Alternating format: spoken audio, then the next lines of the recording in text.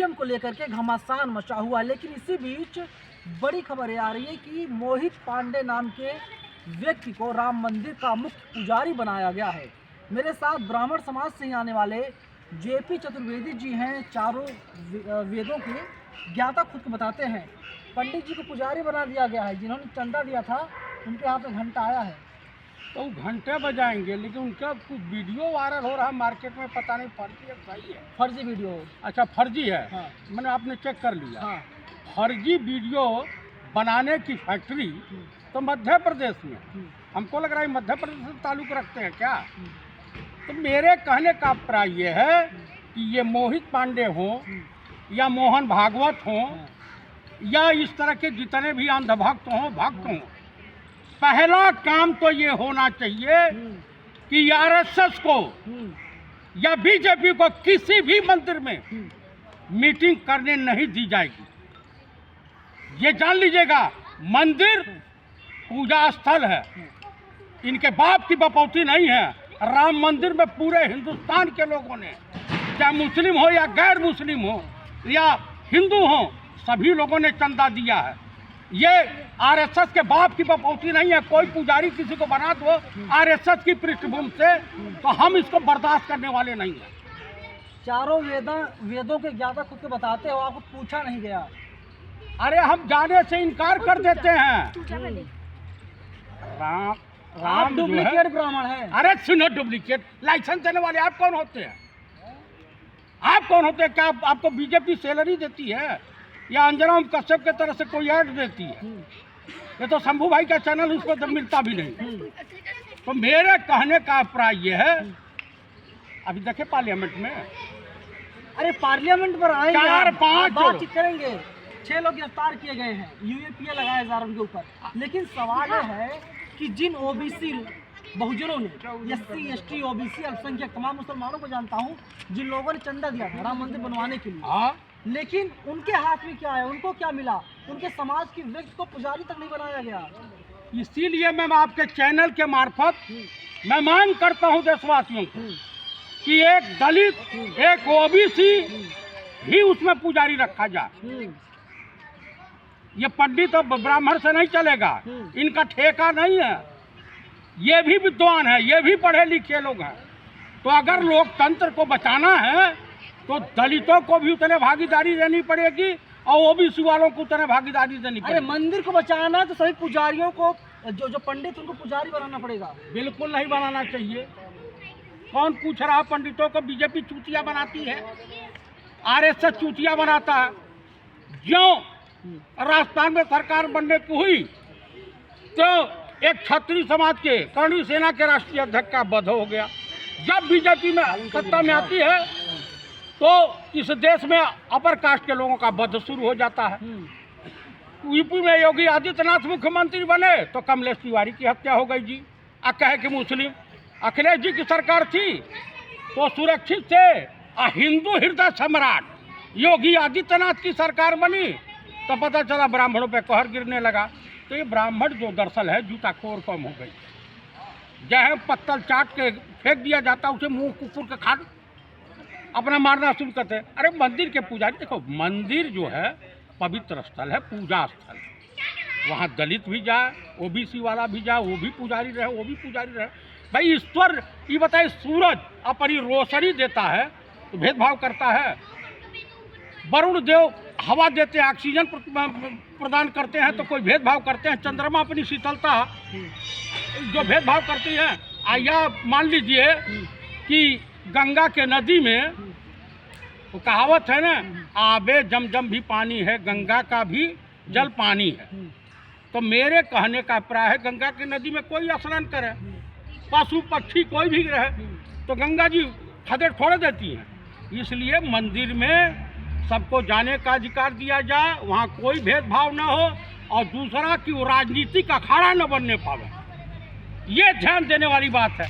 पता चला ही लोग आडवाणी जी ऐसा आग लगा दिए कि आप तो कौन सा मंडल है वो, कौन से मंडल में आडवाणी जी झटकाए हैं।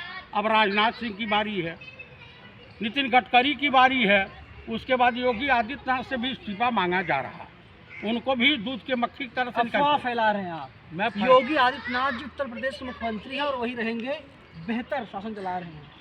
अच्छा, बेहतर शासन चला रहा है। बिल्कुल। एक अधिकारी के बेटी को लखनऊ में गुंडे रात भर घुमा करके बलात्कार करते रहे और उठा के फेंक के चले गए, यही तो है।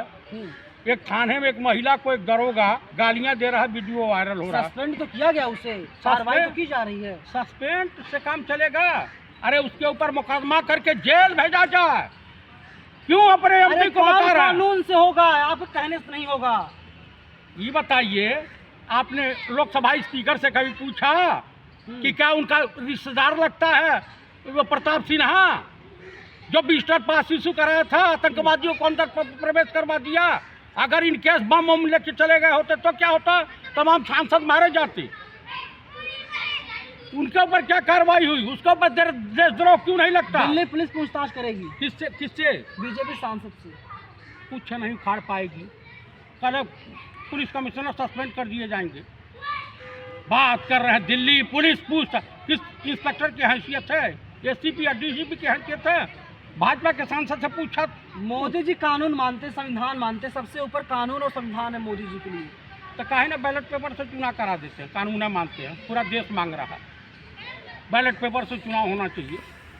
चीफ इलेक्शन कमिश्नर के चयन समिति से chief justice supreme court of India को बाहर क्यों कर दिए?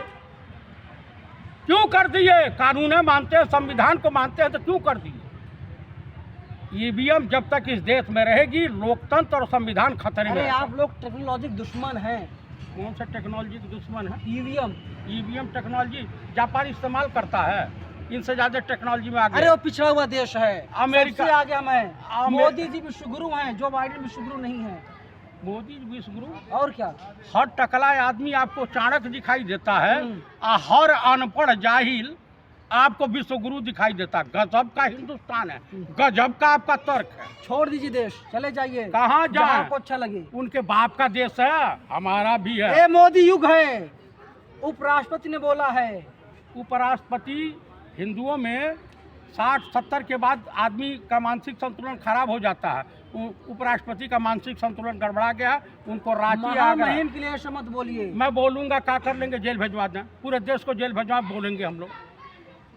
बोलेंगे जब वो अपने पद की गरिमा का ख्याल नहीं रखते हैं तो देश की जनता भी उनका ख्याल नहीं रखेगी। आप सिखाएंगे तो वो सिखाएंगे। आप बताएंगे उपराष्ट्रपति को? वो बताएंगे हमको। बिल्कुल बताएंगे वो। नहीं बताएंगे, हम उनका नहीं मानने वाले। और बताइए, डिक्टेटरशिप संवैधानिक पद पर है उपराष्ट्रपति जी। तो हम भी संवैधानिक अधिकार लेकर इस देश के नागरिक हैं, इससे बड़ा कोई पावर हो ही नहीं सकती। बहुजनों गुमराह कर रहे हैं दलितों, पिछड़ों, आदिवासियों को आप लोग। कोई गुमराह नहीं कर रहे हैं, किसी को गुमराह नहीं किया जा सकता है। स्वतंत्रता आंदोलन की लड़ाई में जब गूंगे बहरों को आवाज न सुनाई दे और सड़कें सुनसान हो जाए तो जान लीजिए कि संसद आवारा हो जाती है। इन बच्चों ने बढ़िया काम। लोही किन बच्चों ने? ये जो बच्चे गए हैं, बेरोजगार बच्चे, ओबीसी बच्चे, दलित बच्चे। अरे सारे कांग्रेसी हैं। एक को कांग्रेसी नहीं है। बीजेपी का सांसद उसमें क्यों किया? प्री प्लानिंग था, प्री प्लानिंग। ये जो है क्रिएट किया गया था मसाला कि देशवासियों का ईवीएम से और तमाम तरह से ध्यान भटकाया जा सके। लेकिन अब देश की जनता इनके झांसे में नहीं आने वाली। ईवीएम को हम लोग खत्म करके छोड़ेंगे। कब? इसी में नहीं कराएंगे तो चुनाव का बहिष्कार होगा। अरे पंडित राहुल गांधी तो एसी कमरे से बाहर नहीं निकल रहे हैं, मलाई खा रहे हैं बैठ करके। किसने कह दिया पंडित राहुल गांधी? 4000 किलोमीटर आप चले थे पैदल। अरे एहसान कर दिया। एहसान क्या किया? पप्पू की जो छवि बनी थी उससे बाहर निकलने के लिए किया है। तो पनौती से कहिए न चला। मोदी पनौती कांग्रेस के लिए है। 3-2 से बीजेपी मैच जीत गई। जब पनौती ईवीएम नहीं रहती तो चुनाव का जीतते, झंडू चमन परास हो जाते। हाँ, वो चुनाव नहीं। 24 में आएंगे मोदी जी ही। कहीं कुछ नहीं, कुछ नहीं है। ईवीएम पर बैन कब लगेगा? ईवीएम पर बैन लगेगा, आंदोलन होगा, जन आंदोलन होगा। राहुल की सांसदी गई तो सब लोग सड़कों पर आ गए, आप भी उसमें थे। लेकिन सवाल है कि ईवीएम के खिलाफ कोई आंदोलन नहीं। आंदोलन होगा ना, आप देखते जाइए। 24 के बाद? हाँ, अरे अभी 25 में? अभी 23 में ही। कब होगा? 24 के पहले होगा और क्या होगा? 24 के बाद क्यों अभी होगा? अभी आंदोलन शुरू है।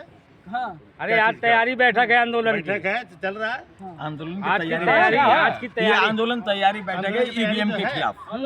ईवीएम हटाओ देश बचाओ, हम्म। ईवीएम हटाओ लोकतंत्र बचाओ, संविधान बचाओ, देश बचाओ। ईवीएम तो जो है कि टेक्नोलॉजी है ना, एक हाँ, भारत में बनाई गई है ईवीएम। हाँ। फ्रांस की है, जापान की है, विदेशी जहाँ बनाई गई है वहाँ इलेक्शन नहीं होते ईवीएम से। जापान में नहीं होते, चाइना में नहीं होते। अरे वो लोग बहुत पीछे हैं, हमारा देश बहुत आगे है। मोदी जी तभी विश्व नेता है। विश्व नेता नहीं है वो। हाँ तो क्या है? वो तो वो क्या है? राजा बाबू पिता वो वो तो है। भीष्म राजा पिता मदारी है, मदारी, राजा मदारी। बाबू मदारी मदारी है। बोलिए ना लास्ट भीष्म मनहूस। पिता नहीं प्रधानमंत्री है, ऐसे मत बोलिए, सम्मान कीजिए। अच्छा ये बताइए, हाँ। फिजिशियन बछड़ा 50 लाख की गर्लफ्रेंड, ये कहें तो रासलीला, हम कहें तो कैरेक्टर ढीला। संस्कारी पार्टी के नेता है, उन्हें आजादी है। हाँ, ये कहे तो रासलीला, हम कहे तो कैरेक्टर अरे ढीला। भाई साहब, संस्कारी पार्टी के नेता है। संस्कारी नहीं। अरे देखिए दिन भर मुसलमानों को गाली देते हैं। राम जी का मंदिर मुसलमानों से बनवाया, अभी आगे न्यूज मीडिया में आया कि नहीं? राम लल्ला का मूर्ति मुसलमानों से बनवाया, दिन भर मुसलमानों को पानी पी के गाली देते हैं ये लोग। चलिए, ये लोग तमाम लोग हैं और ईवीएम के खिलाफ इन लोगों का गुस्सा साफ है और ईवीएम को बैन करवाने की बात ये लोग लगातार कर रहे हैं। फिलहाल पूरी बातचीत पर आप लोग हमें अपनी राय कमेंट बॉक्स में जरूर बताइएगा।